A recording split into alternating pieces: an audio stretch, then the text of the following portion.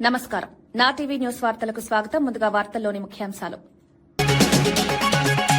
మూసీ ప్రాజెక్టుపై ప్రభుత్వాన్ని ప్రశ్నించిన హరీష్ రావు, మూసీ పేరుతో ప్రజల ఇల్లు కూల్చుతున్నారన్న విమర్శ, గాంధీ విగ్రహం కోసం ఇల్లు కూల్చాలన్న హరీష్ ప్రశ్న, మూసీ ప్రాజెక్టు పేరుతో రియల్ ఎస్టేట్ వ్యాపారం అన్న విమర్శ.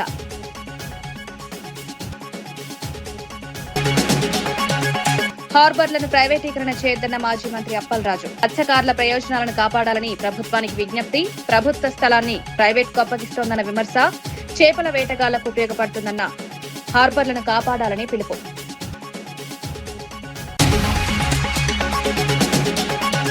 మూసీ శుద్ధికి మద్దతే కానీ ఇళ్ల కూల్చివేతకు వ్యతిరేకమన్న రామచంద్రరావు, పేదల ఇళ్ల కూల్చివేతను బీజేపీ వ్యతిరేకిస్తుందని వ్యాఖ్య, మూసీ ప్రాజెక్టులపై ప్రజల ప్రయోజనాలను కాపాడాలన్న వ్యాఖ్య, గాంధీ విగ్రహానికి అభ్యంతరం లేదన్న బీజేపీ నేత. కూటమి నేతలకు సవాల్ విసిరిన వైఎస్ఆర్సీపీ నేత పేర్ని నాని, జగన్ చెప్పిన విషయాలు అబద్దమని నిరూపించారని నాని, పయ్యావుల కేశవ్పై తీవ్ర విమర్శలు, ప్రజల ముందు నిజాలు బయటపడతాయని వ్యాఖ్య.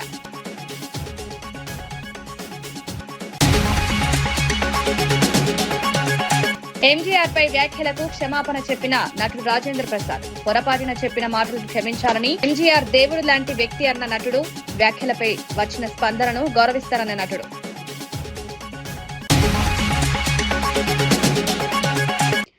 కూటమి ప్రభుత్వ నేతలకు వైఎస్ఆర్సీపీ నేత పేర్ని నాని సవాల్ విసిరారు. పయ్యావుల కేశవ్ ఆర్థిక మంత్రి కాదు, అప్పుల మంత్రి అని విమర్శించారు. ఆయన మాట్లాడే ప్రతి మాట పచ్చి అబద్దాలతో నిండి ఉంటుందన్నారు. జగన్ డాక్యుమెంటరీ ఆధారాలతో నిజాలను బయటపెట్టారని పేర్కొన్నారు. ఆయన చెప్పిన విషయాలు ఒక్కటైనా అబద్దమని నిరూపించగలరా అని కూటమి నేతలను నిలదీశారు. ప్రజల ముందు నిజాలు బయటపడతాయని పేర్ని నాని వ్యాఖ్యానించారు. పేరుకేమో ఆర్థిక శాఖ మంత్రి బోర్డు, కానీ ఆయన రోజువారీ దినచర్య అంటే అప్పులు. ఆయన ఆర్థిక శాఖ మంత్రి కంటే ఆంధ్ర రాష్ట్రానికి అప్పుల శాఖ మంత్రి. అంటే ఆర్థిక శాఖ మంత్రి పేరు చెప్పుకునేటువంటి ఈ అబద్దాల కేశవ్ గారు ఒక్కరోజు కూడా డాక్యుమెంట్ ఎవిడెన్స్తో మాట్లాడడం, ఏ ఒక్కరోజు డాక్యుమెంట్ ఎవిడెన్స్తో మాట్లాడడం. నోరు తెరిస్తే అన్ని అబద్దాలు, అసత్యాలు, దూషణలు. మరి జగన్మోహన్ రెడ్డి గారు ఆర్థిక విధ్వంసం చేస్తే ఏది కాగితాల రూపాయన చూపించమని అడుగుతున్నాను నేను. జగన్ గారు ప్రెస్ మీట్లో అంట మొత్తం అసత్యాలు ఎక్కువ, నిజాలు తక్కువ అంట. నిజాలేమో తక్కువ అంట, అసత్యాలు ఎక్కువ అంట. నేను అడుగుతున్నాను కేశవ్ గారిని, ఒకవేళ జగన్మోహన్ రెడ్డి గారు మాట్లాడినటువంటి ప్రెస్ మీట్ మొత్తంలో ఏది అసత్యం, దానికి మీ దగ్గర అది అబద్ధం, జగన్ గారు మాట్లాడింది అసత్యం అంటాకి మీ దగ్గర ఉన్నటువంటి డాక్యుమెంటరీ ఎవిడెన్స్ ఏంటి? జగన్ గారు చెప్పిన మాట ఏంటి? చూపించిన డాక్యుమెంట్ ఏంటి? మీ దగ్గర దానికి రిలవెంట్గా జగన్ గారు తప్పు మాట్లాడుతున్నాడు, అసత్యం మాట్లాడుతున్నాడు, అబద్ధం మాట్లాడుతున్నాడు అని చూపించేటువంటి అధికారిక డాక్యుమెంట్ ఏముంది మీ దగ్గర? చూపించే ఇంతవరకు ఒక రోజన్నా చూపించారా? నోటితో మాట్లాడటం తప్పితే. నిజాలు తక్కువ, దేంట్లో నిజం తక్కువగా ఉంది? మాట్లాడగలరా? చూపించగలరా? అదే రం చూపించలేరు. రిటైర్డ్ ఉద్యోగుల బెనిఫిట్స్ విషయంలో రాష్ట్ర ప్రభుత్వంపై బీఆర్ఎస్ నేత ఏనుగుల రాకేష్ రెడ్డి విమర్శలు చేశారు. ఒక రిటైర్డ్ హైకోర్టు జడ్జి కూడా తన బెనిఫిట్స్ కోసం కోర్టు మెట్లెక్కాల్సిన పరిస్థితి వచ్చిందన్నారు. ఇది ప్రభుత్వ పాలన ఎంత దారుణంగా ఉందో చెప్పడానికి సరిపోతుందని వ్యాఖ్యానించారు. రిటైర్డ్ ఉద్యోగులు తమకు రావాల్సిన బెనిఫిట్స్ కోసం కోర్టుల చుట్టూ తిరుగుతున్నారని పేర్కొన్నారు. ఉద్యోగులకు రావాల్సిన హక్కులను ప్రభుత్వం వెంటనే ఇవ్వాలని డిమాండ్ చేశారు. త్వరలో నోటిఫికేషన్ చూడండి, ఎన్ని పేపర్లు మీకు చూపెడతాను. త్వరలో 17,000 కానిస్టేబుల్ పోస్టుల భర్తీ, పోలీస్ శాఖలో 14,000 ఉద్యోగాలు త్వరలో భర్తీ, కొత్త సంవత్సరంలో పోలీసు కొలువులు 14,000 కానిస్టేబుల్ పోలీసుల భర్తీకి రంగం సిద్ధం, 14,000 పోలీస్ కానిస్టేబుల్ ఖాళీలు భర్తీ చేసేందుకు పోలీస్ శాఖ కసరత్తు, గ్రూప్స్ ఉపాధ్యాయ పోలీసు విద్యుత్ గురుకుల వైద్య నియామకాల ప్రక్రియ, మొదలు కానున్న కొలువుల జాతర, వచ్చే నెల 40,000 ఉద్యోగాలకు నోటిఫికేషన్, తెలంగాణ యువతకు 12,000 కొత్త ఉద్యోగాలు, టీజీపీఎస్సీ పోలీస్ శాఖ కాంగ్రెస్ పార్టీ అభ్యర్థం ముద్ర ఉన్నటువంటి పోస్టర్, 12,452 పోలీసు ఉద్యోగాల భర్తీకి కసరత్తు, ఇక ఉద్యోగ ప్రకటనలకు కసరత్తు. పోలీస్ శాఖలో 12,000 ఉద్యోగ పోస్టులు ఖాళీలు భర్తీ.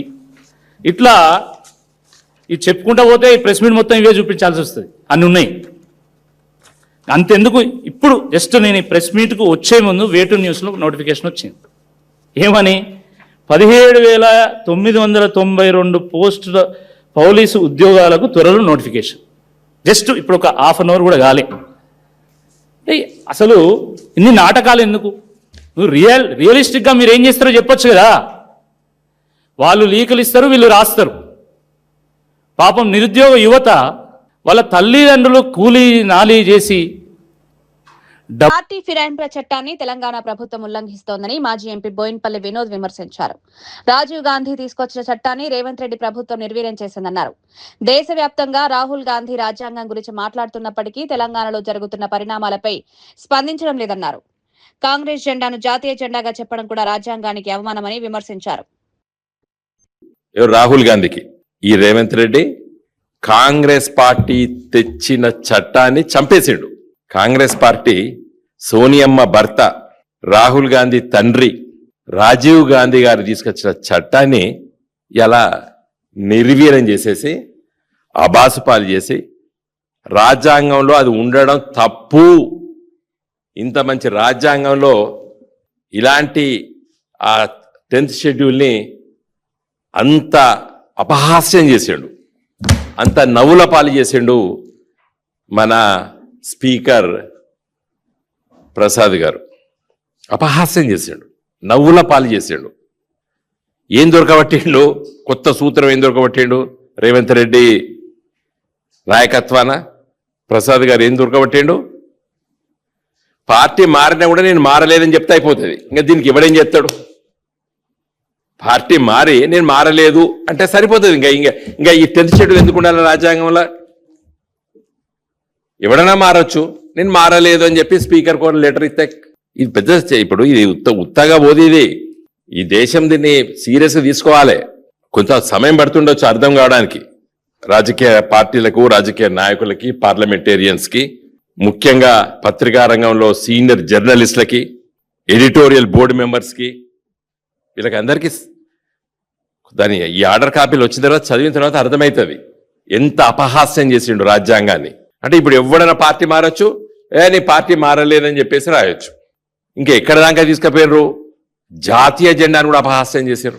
కాంగ్రెస్ కండువాన్ని మన రేవంత్ రెడ్డి కప్పితే అది కాంగ్రెస్ పార్టీ కాదు, జాతీయ చిహ్నమే కదా, 3 రంగులు అని అపహాస్యం చేశారు. పత్రికల్లో చూసిన నేను, మాట్లాడాను కాంగ్రెస్ పార్టీ నాయకులు. పైపెచ్చు ఇవాళ ఇంకేమన్నాడు? ఇంకా మోస్ట్ అందరం ఏమనుకున్నాం, మీ విలేకరులు కానీ, మేధావులు కానీ, రాజకీయ పార్టీలు కానీ ఏకంగా వాళ్ళందరూ వేరు. కానీ ఇక కడియం శ్రీయరును దానం నాగేందర్ అయితే అవుట్ అవుతారు. ఇంకా 2 ఎన్నికలు వస్తాయి మీరని ఇంక రోజు మీరు ఇక్కడ మా కారిడార్లా ఎప్పుడు వస్తాయి ఖైరతాబాద్ క్యాండిడేట్ ఎవరు, లేకపోతే గన్పూర్ క్యాండిడేట్ ఎవరు అని ఇంకా మీరు మాట్లాడుతుంటే మేము విన్నాం. నాకు అప్పుడే అనుమానం వచ్చింది, కడియం శ్రీయర్ గారు నేను కూడా టీఆర్ఎస్ అన్న తర్వాత అవుట్, ఈ వికెట్ పడతలేదు అనుకున్నాం. అరే నేనైతే దానం నాగేందర్ని ఎట్లా తప్పిస్తాడు ఈ ఎవరు స్పీకరు రేవంత్ రెడ్డి అంటే? మహా తెలివికల్లోడు రేవంత్ రెడ్డి అండ్ మిస్టర్ ఏమైతుంది ఎట్లా కొట్టుకుపోతా. కానీ ఇప్పుడైతే సమయం కాలం మనం. రాష్ట్రంలో హార్బర్లను ప్రైవేటీకరణ చేసే ప్రయత్నాలు జరుగుతున్నాయని మాజీ మంత్రి సీదిరి అప్పలరాజు విమర్శించారు. ప్రభుత్వం నడిపే సంస్థలను ఒక్కొక్కటిగా ప్రైవేట్ చేతుల్లోకి అప్పగించే కుట్ర జరుగుతోందన్నారు. గతంలో మెడికల్ కాలేజీలను కూడా ప్రైవేట్కి ఇవ్వాలని ప్రయత్నించారని తెలిపారు. జగన్ ప్రభుత్వం 10 ఫిషింగ్ హార్బర్లు, 6 జెట్టీలను చేపల వేటగాళ్లకు ఉపయోగపడుతున్నాయన్నారు. మత్స్యకారుల ప్రయోజనాలను కాపాడాలని ప్రభుత్వాన్ని కోరారు. ఆర్ఎన్బి రోడ్ల పైన మండల్ టు మండల్ కనెక్టింగ్ రోడ్ల మీద కూడా టోల్ గేట్లను పెట్టి పీపీపీ మోడ్లో ఆ రోడ్లను అభివృద్ధి చేయడానికి ఒక ప్రయత్నం చేసినారు. ఇరిగేషన్ ప్రాజెక్ట్ చంద్రబాబు గారు బ్రెయిన్ చైల్డ్లను గొప్పగా చెప్పుకున్నటువంటి బనకచెర్ల ప్రాజెక్టును సైతం పీపీపీ మోడ్లో టేకప్ చేయడానికి ప్రయత్నం చేశారు. లిఫ్ట్ ఇరిగేషన్ స్కీమ్స్ పీపీపీ మోడ్కి ఇచ్చేయడానికి ప్రయత్నం చేశారు. పర్యాటక శాఖలో ఉన్నటువంటి ఎవ్రీ ఇన్స్టిట్యూట్ ప్రైవేట్ వ్యక్తుల చేతుల్లో పెట్టారు. ఇటీవల కాలంలో పెద్ద ఎత్తున చర్చ అయినటువంటి మేధావులు, విద్యావంతులు, ఉద్యోగస్తులు అందరూ కూడా పెద్ద ఎత్తున వ్యతిరేకించినటువంటి నిర్ణయం మెడికల్ కాలేజీలు ప్రైవేటీకరణ చేయటం, ప్రైవేట్ వ్యక్తుల చేతుల్లో ప్రభుత్వ మెడికల్ కాలేజీలు పెట్టడం అన్నటువంటిది ఎంత దారుణమైనటువంటి సంగతో కూడా మన అందరం చూస్తాం. మరి దీని కొనసాగింపుగా ఈ ప్రభుత్వం వచ్చినటువంటి మొదట్లోనే ఇది 2024 డిసెంబర్ 29న government of Andhra Pradesh maritime board వెబ్సైట్లో పెట్టినటువంటి ఒక నోటిఫికేషన్ మీకు చూపిస్తున్నాను. ఏపీఎంబి ఆంధ్రప్రదేశ్ మేరిటైమ్ బోర్డు వాళ్ళ వెబ్సైట్లో పెట్టినటువంటి నోటిఫికేషన్ ఈ రాష్ట్రంలో ఉన్నటువంటి హార్బర్లను ప్రైవేటైజ్ చేసేదానికోసం, ప్రైవేట్ వ్యక్తుల చేతుల్లో పెట్టడం కోసం ఈ ప్రభుత్వం కాల్ఫర్ చేసినటువంటి ఎక్స్ప్రెషన్ ఆఫ్ ఇంట్రెస్ట్ ఈఓఐకి సంబంధించినటువంటి నోటిఫికేషన్. ఒక జెట్టి కానీ, ఒక హార్బర్ కానీ, ఒక పోర్టు కానీ మీ హయాంలో శంకుస్థాపన కానీ ప్రారంభం కానీ జరిగిందా నేను అడుగుతా ఉన్నా. Once again reiterating my words. Chandrababu Naidu గారి నాలుగు పర్యాయాల ముఖ్యమంత్రి సమయంలో 1000 కిలోమీటర్లు పైబడినటువంటి ఆంధ్రప్రదేశ్ తీర ప్రాంతంలో ఎక్కడైనా ఎప్పుడైనా ఒక ఫిష్ ల్యాండింగ్ సెంటర్కు కానీ, ఒక హార్బర్కు కానీ, ఒక పోర్టుకు కానీ శంకుస్థాపన కానీ ప్రారంభం కానీ చేశారా నేను అడుగుతా ఉన్నాను. డీప్ సీ ఫిషింగ్ చేయడానికి ఎక్కడ అనువైనటువంటి హార్బర్లు కానీ, పోర్టులు కానీ, జెట్టీలు కానీ లేవు అని మొరపెట్టుకుంటే జగన్మోహన్ రెడ్డి గారు ముఖ్యమంత్రి అయిన వెంటనే, జగన్మోహన్ రెడ్డి గారు అధికారంలోకి వచ్చిన వెంటనే ప్రతి జిల్లాలో కూడా ఒక హార్బర్ ఉండాలని, ప్రతి జిల్లాలో, ఇప్పటికీ జిల్లాలు మనం బైఫర్కేట్ చేయలేదు, మనం 13 జిల్లాలే ఉన్నాయి, ప్రతి జిల్లాలో కూడా ఒక హార్బర్ ఉండాలని 10 ఫిషింగ్ హార్బర్లు 6 జెట్టీలు మంజూరు చేసినటువంటి ఘనత మా నాయకుడు శ్రీ వైఎస్ జగన్మోహన్ రెడ్డి గారు. చాలా గర్వంగా మేము చెప్పుకోగలం. మూసీ ప్రాజెక్టు పేరుతో ప్రభుత్వం ప్రజల ఇళ్లను కూల్చివేస్తోందని మాజీ మంత్రి హరీష్ రావు విమర్శించారు. ప్రభుత్వం ఇచ్చిన గెజిట్ ప్రకారం 10,017 ఇళ్లు కూల్చి 3,279 ఎకరాల భూమిని సేకరించాలని నిర్ణయించిందన్నారు. ఇప్పటికే హైడ్రా పేరుతో వేలాది మంది జీవితాలు దెబ్బతిన్నారన్నారు. ఇప్పుడు మూసీ పేరుతో మరోసారి ప్రజలను ఇబ్బందులకు గురి చేస్తున్నారని ఆరోపించారు. గాంధీ విగ్రహం ఏర్పాటు కోసం ఇంతమంది ప్రజల ఇళ్లను కూల్చడం అవసరమా అని ప్రశ్నించారు. మూసీ శుద్ధి పేరుతో రియల్ ఎస్టేట్ వ్యాపారం జరుగుతోందా అని ప్రభుత్వాన్ని నిలదీశారు. ప్రజలకు ఉన్నటువంటి అనుమానాలను నివృత్తి చేయాలి. అంతా ఆగమాగం, సగం సగం, ఏది సరిగా ఉండదు. నీది అన్ని అబద్దాలు, గోబల్స్. రేవంత్ రెడ్డి కాదు, గోబల్స్ రెడ్డి నువ్వు. నేను ఆధారాలతో సహా చెప్తా, ఉత్త మాటలతో. ఎన్నడన్నా దేవుని మీద ఒట్టు పెట్టి కూడా మాట తప్పినవు నువ్వు.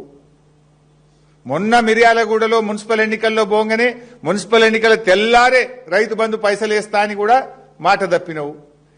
నువ్వు మనిషిగా ఒక మాట మీద ఉండేటువంటి ఇది నీకు జీవితంలో లేదు, రాదు. నీకేదో వెనకటి శాపం ఉన్నట్టుంది. నిజాలు మాట్లాడడు రేవంత్ రెడ్డి అనే ఒక శాపం మీద ఉన్నట్టుంది. అబద్దాలు తప్ప నువ్వు ఎన్నడూ జీవితంలో నిజాలు మాట్లాడవు నువ్వు. పిఠాపురంలో నిర్వహించిన కార్యక్రమంలో వర్మ అలిగిన ఘటన చర్చనీయాంశమైంది. స్వచ్ఛాంధ్ర కార్పొరేషన్ ఆధ్వర్యంలో పారిశుద్ధ కార్మికుల శిక్షణ కార్యక్రమం నిర్వహించారు. ఈ కార్యక్రమంలో సీఎం చంద్రబాబు ఫోటో లేకపోవడంతో వర్మ అసంతృప్తి వ్యక్తం చేశారు. మా చంద్రబాబు ఫోటో లేనప్పుడు నేను ఎందుకు కూర్చోవాలి అంటూ వేదికపై అలిగారు. అయితే అక్కడున్న జనసేన నేతలు దీన్ని పెద్దగా పట్టించుకోలేదు. వేదికపై కూర్చుని వర్మను చూస్తూ నవ్వుకున్నారు. ఈ ఘటన రాజకీయంగా చర్చకు దారితీస్తుంది. నేను డయాస్ రాను పైకి, దయచేసి నా సిస్టమ్ నాకు నేను రాను, ఇక్కడ కూర్చుంటాను. కూర్చోండి సార్, నేను రాను పైకి కూర్చుంటాను. చూడడం ఎరుగుతుంది, నేను కూర్చుంటాను. కానీ మీ వల్ల కాదు, ఎవరు నడిపిస్తున్నారో నాకు తెలిసాను. మీరు కానీ కార్యక్రమం వద్దుది వద్దా, ఎవరి గురించి నేను కూర్చోలేను. అక్కడ నేను కూర్చోలేను. నేను మీ గురించి కరెక్టే. నేను మా ముఖ్యమంత్రిని వదిలేసి నేను కూర్చోలేను కదా. లేకపోయినా విధానం కరెక్ట్ కాదు. సార్ మీరు వెళ్ళండి, కానీ సరి చేసుకుంటే కానీ ముందు చెప్పండి. మొత్తం కానీ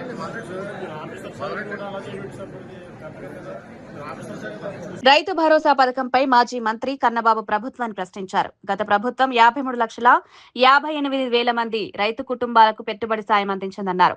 ప్రస్తుత ప్రభుత్వం మాత్రం 46,85,000 మందికి సహాయం అందిస్తున్నట్లు తెలిపారు. సుమారు 7 లక్షల మంది రైతులను ఈ పథకం నుంచి తప్పించారని ఆరోపించారు. రైతులకు వ్యవసాయం గిట్టుబాటు కాకపోవడం వల్లే వ్యవసాయం మానేశారా అని ప్రభుత్వాన్ని నిలదీశారు.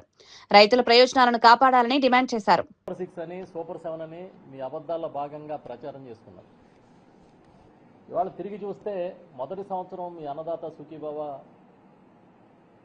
ఆ కార్యక్రమానికి మంగళం పాడేశారు.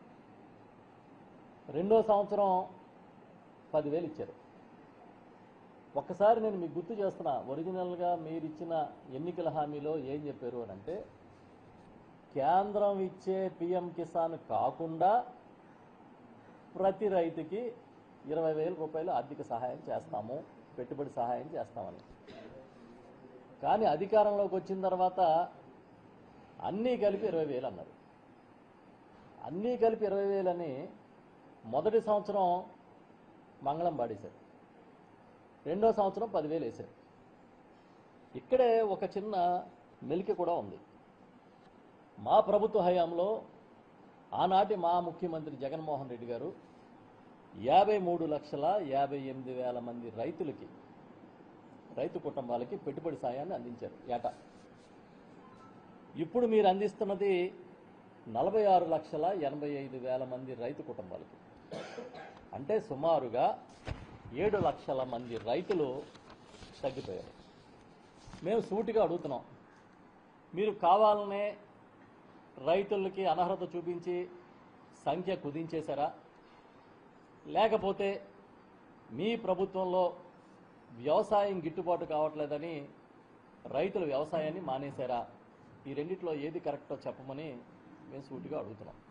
మూసీ నది శుద్ధి కార్యక్రమానికి బీజేపీ వ్యతిరేకం కాదని తెలంగాణ బీజేపీ రాష్ట్ర అధ్యక్షుడు రామచంద్రరావు తెలిపారు. మూసీ నది శుభ్రత కార్యక్రమం అవసరమేనన్నారు. అయితే పేదల ఇళ్లను కూల్చివేయడాన్ని మాత్రం బీజేపీ తీవ్రంగా వ్యతిరేకిస్తుందని స్పష్టం చేశారు. గాంధీ విగ్రహాన్ని ఎంత ఎత్తులో అయినా ఏర్పాటు చేయడంపై తమకు అభ్యంతరం లేదన్నారు. కానీ ఇందుకోసం పేదల ఇళ్లను కూల్చడం సరైంది కాదని పేర్కొన్నారు. ప్రజల ప్రయోజనాలను దృష్టిలో పెట్టుకుని ప్రభుత్వం నిర్ణయాలు తీసుకోవాలని రామచంద్రరావు సూచించారు. అక్కడ ఉన్నటువంటి ఒక బీదవాళ్లు మధ్య తరగతున్న ఇల్లు కూలగొట్టకండే, అవన్నీ కూడా న్యాయపరమైనటువంటి ఇల్లుగా కట్టారు. వాళ్ళు ఫ్లాట్స్ లో మధుబన్ పార్క్ గానే, అక్కడ విఘ్నేశ్వర కాలనీ గానే, మూసీ పక్కన ఉన్నటువంటి ఒక లీగల్ గా ఉన్న ఏ ఇల్లు కూడా కూలగొట్టడానికి అవసరం లేదు. ఆ కూలగొట్టకుండా కూడా ప్రక్షాళన చేయొచ్చు. ఒకటి, గాంధీ సరోవర్ కోసం మీకు 400 ఎకరాలు 500 ఎకరాలు ఎందుకు అవసరం అండి? మీరు రీఅలైన్మెంట్ చేసుకోండి. దాని మీద ఎక్కడ కూడా ఒక ఇల్లు కూడా డ్యామేజ్ కాకుండా మీరు గాంధీ బొమ్మను పెట్టండి, 1000 అడుగులు పెట్టండి, 2000 పెట్టండి, ఆకాశం దాకా పెట్టి మాకు ఎవరికి అభ్యంతరం లేదు. మూసీ నది శుద్ధి కార్యక్రమానికి బీజేపీ వ్యతిరేకం కాదని తెలంగాణ బీజేపీ రాష్ట్ర అధ్యక్షుడు రామచంద్రరావు తెలిపారు. మూసీ నది శుభ్రత కార్యక్రమం అవసరమేనన్నారు. అయితే పేదల ఇళ్లను కూల్చివేయడాన్ని మాత్రం బీజేపీ తీవ్రంగా వ్యతిరేకిస్తుందని స్పష్టం చేశారు. గాంధీ విగ్రహాన్ని ఎంత ఎత్తులో అయినా ఏర్పాటు చేయడంపై తమకు అభ్యంతరం లేదన్నారు. కానీ ఇందుకోసం పేదల ఇళ్లను కూల్చడం సరైంది కాదని పేర్కొన్నారు. ప్రజల ప్రయోజనాలను దృష్టిలో పెట్టుకుని ప్రభుత్వం నిర్ణయాలు తీసుకోవాలని రామచంద్రరావు సూచించారు. కాలేజ్ కి సంబంధం లేదు, నువ్వు ఖచ్చితంగా 15,000 డొనేషన్ కట్టాలని చెప్పేసి ఆ విద్యార్థిని ఒత్తిడి చేసి ఖచ్చితంగా నువ్వు 15,000 కడతానే ఇక్కడ చదవాలని ఒకటి నిబంధన తీసుకొచ్చి విద్యార్థిని ఒత్తిడి చేయడం పరిస్థితి కనిపిస్తుంది. అదేవిధంగా జేఎన్టీలో ఉన్నటువంటి ఎవరైతే సార్ ఉన్నారో ఇక్కడ ఉన్నటువంటి విద్యార్థి 10 మంది కలిసి మా స్కూల్లో కాలేజీలో ఉన్నటువంటి సమస్య ఇదా అని చెప్పేసి ఆ జేఎన్టీ సార్ చెప్తే, ఆ జేఎన్టీ లో ఉన్నటువంటి సారు మీ కాలేజీలో ఉన్నటువంటి విద్యార్థులు ఈ రోజు మా దగ్గరకు వచ్చిర్రు, 15,000 మీరు అడుగుతున్నారని చెప్పి ప్రతి ఒక్కరు డిమాండ్ చేస్తున్నారు. దీనిపైన మీరు చర్యలు తీసుకోవాలని చెప్పేసి విద్యార్థుల మీద ఒత్తిడి తీసుకురావాలని చెప్పి జేఎన్టీ ప్రిన్సిపాల్ చెప్తే ఈ రోజు ఇక్కడ ఉన్నటువంటి గ్లోబల్ మేనేజ్మెంట్ ఈ రోజు విద్యార్థులను ఇబ్బంది పెట్టే పరిస్థితి కనిపిస్తుంది. పైశాచికతం ఏంటిదంటే విద్యార్థులను కొట్టడం, నిత్యం ఫీజులు అడిగి మానసికంగా ఇబ్బంది పెట్టడం, అదేవిధంగా లక్షల రూపాయలు డొనేషన్ తీసుకుంటూ ఈ రోజు విద్యార్థుల మీద దాడి చేయడం వంటి మేము తీవ్రంగా ఖండిస్తున్నాము. ఇంకా నిన్నటికి నిన్న విద్యార్థులను రూమ్ లోకి తీసుకెళ్లి నీకు చదవడం ఇష్టం లేదని చెప్పేసి స్టాంప్ పేపర్, ఒక వైట్ పేపర్ మీద వేలు ముద్రలు తీసుకొని ఏదన్నా విద్యార్థులకు జరిగితే ఈ ఇన్స్టిట్యూషన్ సంబంధం లేనట్టు వైట్ పేపర్ మీద రాసుకుందాం అనే ఒక ప్రయత్నము జరిగేటువంటి పరిస్థితి కూడా కనిపిస్తుంది. అయ్యా మేము ఒకటే అడుగుతున్నాము, ఈ రోజు విద్యార్థి తల్లిదండ్రుల్ని నువ్వు ఇష్ట బూతులతో తిట్టడం జరిగింది. అంటే వాళ్ళ తల్లిదండ్రులు లేకనే తిట్టినవా, వాళ్ళకు ఎవరో సపోర్ట్ గా లేరని తిట్టినవా? కానీ ఖచ్చితంగా ఇది కావాల్సుకుంటే విద్యార్థుల మీద దాడి చేసినటువంటి పరిస్థితి కనిపిస్తుంది. మీరందరూ గమనించాలి, ఇది ఫీజు గురించో లేకపోతే విద్యార్థులు చదువుతలేడని చెప్పేసి ఈ దాడి జరగలేదు, కావాలని సత్తుపల్లి నియోజకవర్గంలోని రుద్రాక్షపల్లి గ్రామంలో ఉచిత మెగా హెల్త్ క్యాంప్ నిర్వహించారు. ఈ కార్యక్రమానికి ఎమ్మెల్యే మట్టా రాగమయ్యి దయానంద్ ప్రారంభించారు. బాసారం, కొమ్ముగూడెం, తొగ్గుగూడెం, సత్యంపేట, రంగాపురం గ్రామాల ప్రజలకు వైద్య సేవలు అందించారు. క్యాంపులో రోగులను పరీక్షించి అవసరమైన మందులు అందజేశారు. అనంతరం గ్రామంలో ఫ్రైడే డ్రై డే కార్యక్రమంలో పాల్గొని పరిశుభ్రతపై మహిళలకు అవగాహన కల్పించారు. అంగన్వాడీ కేంద్రాన్ని కూడా పరిశీలించారు. ప్రజలకు మెరుగైన వైద్య సేవలు అందించడమే ప్రభుత్వ లక్ష్యమని ఎమ్మెల్యే తెలిపారు. కవర్లు ఈజీగా ఉంటాయని వాడుతున్నాం. వాటర్ బాటిల్స్ కూడా ప్లాస్టిక్ వాటర్ బాటిల్సే. ఏది సరుకులు తెచ్చుకున్నా కూడా అవి కూడా ప్లాస్టిక్ కవరు. ఇవన్నీ కూడా మనం ఏం చేస్తున్నామంటే మనం డస్ట్బిన్లో వేయట్లా, ఎక్కడ పడితే అక్కడ విసిరేస్తున్నాం. పిల్లలకు లాస్ట్ కుర్కురే ప్యాకెట్లు, బిస్కెట్ ప్యాకెట్లు అవి కొనిస్తాం, మనమే పడేస్తాం బయట. అట్లా కాకుండా మన పంచాయతీ వాళ్ళు ఏర్పాటు చేసిన డస్ట్బిన్లలో వేసుకుంటే మనకి మన రోడ్లు కానీ ఇవి కానీ ఈ చెత్తా చెదారంతో నిండదు. ఎంతసేపు అధికారులు వస్తారు లేకపోతే వాళ్ళు పంచాయతీ వర్కర్స్ వచ్చి చేయాలి అనేది కాకుండా మన వంతు మనం ఏం చేస్తున్నాం పర్యావరణానికి అనేది చూడాలి. అట్లాగే ప్రతి ఇంటికి కనీసం ఒక చెట్టన్నా నాటుకోవాలి. ఒక బర్త్డే అవ్వచ్చు, ఒక పెళ్లి రోజు అవ్వచ్చు, ఇంకేదైనా ఫంక్షన్ అవ్వచ్చు.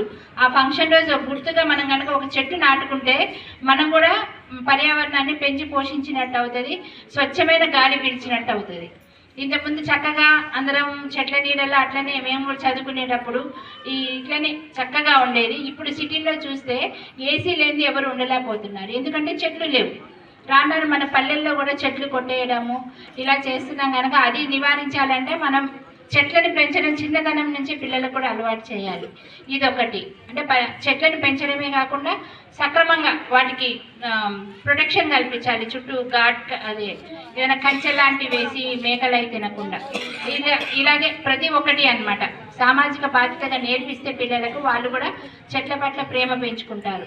అలాగే మేడం ఇందాక ఆర్డబ్ల్యూఎస్ మేడం చెప్పారు, ఇది నీటి కరువు అనేది ఇక్కడ తక్కువ. నేను పుట్టింది రాయలసీమలో, పెరిగిందంతా అంతే. ఒక్క బిందె నీళ్ల కోసం 2-3 మైళ్ళు నడిచి వెళ్ళి తెచ్చుకోవాల్సి వచ్చేది. కొనాలంటే జన చైతన్య వేదిక రాష్ట్ర కమిటీ ఆధ్వర్యంలో గుంటూరులో చర్చాగోష్ఠి నిర్వహించనున్నారు. జనాభా పెరుగుదల, సంపద లేక సమస్య అనే అంశంపై ఈ చర్చ జరగనుంది. ఈ నెల 14వ తేదీ సాయంత్రం 4 గంటలకు గుంటూరులోని జన చైతన్య వేదిక హాల్లో కార్యక్రమం నిర్వహించనున్నట్లు రాష్ట్ర ప్రధాన కార్యదర్శి టి ధనుంజయ రెడ్డి తెలిపారు. ప్రధాన వక్తలుగా రాజ్యసభ మాజీ సభ్యుడు డాక్టర్ ఎన్ తులసిరెడ్డి, విద్యావేత్త ప్రొఫెసర్ డిఆర్ సుబ్రహ్మణ్యం పాల్గొననున్నారు.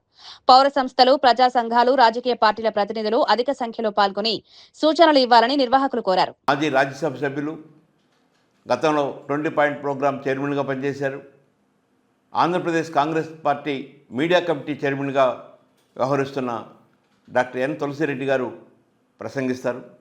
వాటితో పాటు ప్రముఖ విద్యావేత్త ప్రొఫెసర్ డిఆర్ సుబ్రహ్మణ్యం గారు కూడా ఈ అంశంపై ప్రసంగిస్తారు. గుంటూరు నగరంలో ఉన్న రాజకీయ పార్టీల నేతలు, ప్రజా సంఘాల నేతలు, పౌర సంస్థల ప్రతినిధులు ఈ సమావేశానికి హాజరై తగు సూచనలు, సలహాలు అందించాలని కోరుకుంటున్నాను. ప్రధానంగా భారతదేశం ప్రతి సంవత్సరం 1.4 కోట్ల మంది అదనంగా జనాభాని కలిగి ఉంటా ఉన్నారు. ప్రతి సంవత్సరం 1.4 కోట్ల మంది పెరుగుతూ ఉన్నారు. ఈ జనాభా ప్రపంచవ్యాప్తంగా మనం పరిశీలిస్తే 1.4 కోట్ల జనాభా లోపున్న దేశాలు దాదాపు 125 దేశాలు ఉన్నాయి. అంటే ప్రతి సంవత్సరం ఒక దేశాన్ని అదనంగా కలుపుకుంటూ ఉన్న పరిస్థితి. ఉన్నవాళ్ళకి మంచి విద్య, వైద్యం, ఉపాధి, మంచి వసతి, పరిశుభ్రమైన వాతావరణం ఇవేమీ కల్పించలేని స్థితిలో ఉన్నాం. ప్రపంచంలో కల్లా అత్యధిక నిరుద్యోగులు, అత్యధిక పేదలు, అత్యధికంగా వికలాంగులు ఉన్న దేశంగా ఇండియా కొనసాగుతూ ఉంది.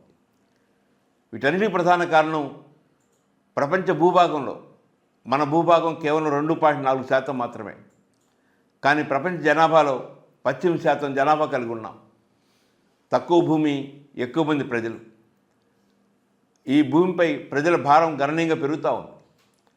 కానీ రాష్ట్ర ముఖ్యమంత్రి నారా చంద్రబాబు నాయుడు గారు పిల్లల్ని ఇంకా కనాలి, కనకపోతే భవిష్యత్తులో మంది వృద్ధ దేశంగా మారిపోతుంది, యువత తగ్గిపోతారు, కాబట్టి భవిష్యత్తును దృష్టిలో పెట్టుకొని పిల్లల్ని మరింతగా కనండి అని చెప్పని కొత్తగా పాపులేషన్ మేనేజ్మెంట్ పాలసీ అనే పేరుతో ఒక భావజాలాన్ని ప్రజల ముందు ఉంచుతున్నారు. కానీ ఇది పూర్తిగా సమాజాన్ని నష్టపరిచే చర్య.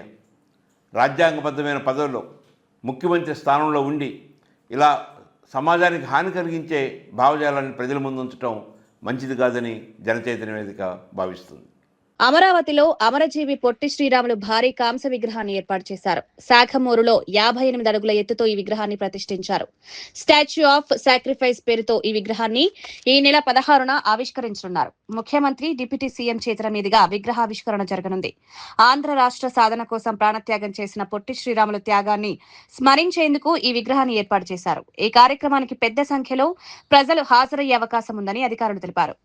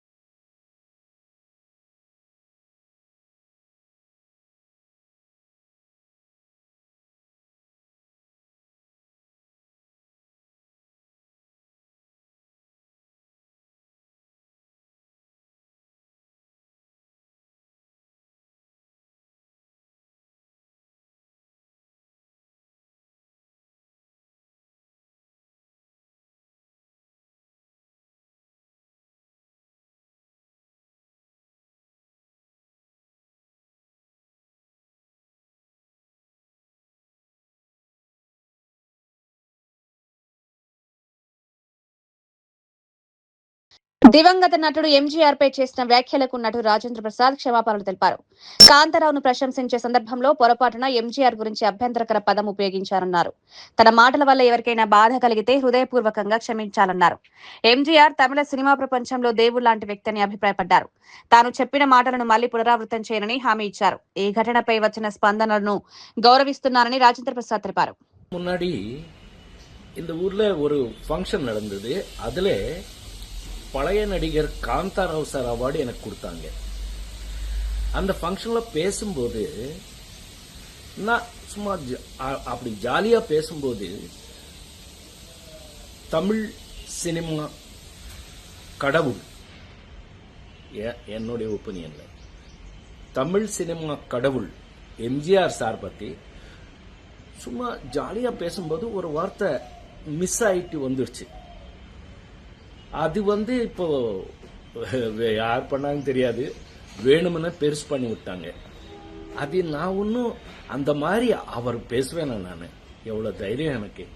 மദ്രാஸ் பிலிம் இன்ஸ்டியூட்ல படிக்கும்போது அவர் தான் சிஎம். அவர் நாங்க எல்லாம் ஆக்டிங் எப்படி கத்துக்கிறோம்னு பார்த்தவர். அவர் சொல்ற அளவுக்கு நான் இல்லை.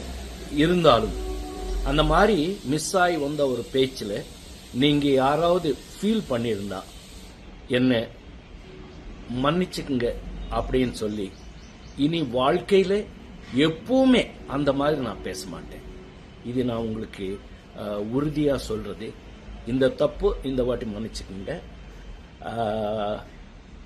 இதோட இது விட்டுருங்க. உங்கள் రాజేంద్ర ప్రసాద్. వార్తలు ముగించే ముందు ముఖ్యాంశాలు మరోసారి. మూసీ ప్రాజెక్టుపై ప్రభుత్వాన్ని ప్రశ్నించిన హరీష్ రావు. మూసీ పేరుతో ప్రజల ఇల్లు కూల్చుతున్నారన్న విమర్శ. గాంధీ విగ్రహం కోసం ఇల్లు కూల్చాలన్న హరీష్ ప్రశ్న. మూసీ ప్రాజెక్టు పేరుతో రియల్ ఎస్టేట్ వ్యాపారం అన్న విమర్శ.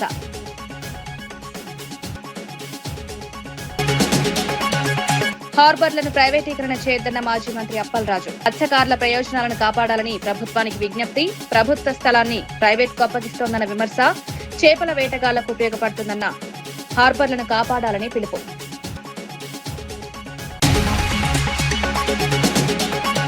మూసీ శుద్ధికి మద్దతే కానీ ఇళ్ల కూల్చివేతకు వ్యతిరేకమన్న రామచంద్రరావు. పేదల ఇళ్ల కూల్చివేతను బీజేపీ వ్యతిరేకిస్తుందని వ్యాఖ్య. మూసీ ప్రాజెక్టులపై ప్రజల ప్రయోజనాలను కాపాడాలన్న వ్యాఖ్య. గాంధీ విగ్రహానికి అభ్యంతరం లేదన్న బీజేపీ నేత. కూటమి నేతలకు సవాల్ విసిరిన వైఎస్ఆర్సీపీ నేత పేర్ని నాని. జగన్ చెప్పిన విషయాలు అబద్దమని నిరూపించాలని నాని. పయ్యావుల కేశవ్పై తీవ్ర విమర్శలు. ప్రజల ముందు నిజాలు బయటపడతాయని వ్యాఖ్య.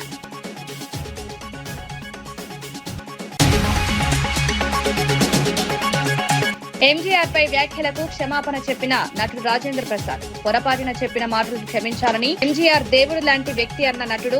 వ్యాఖ్యలపై వచ్చిన స్పందనను గౌరవిస్తారన్న నటుడు.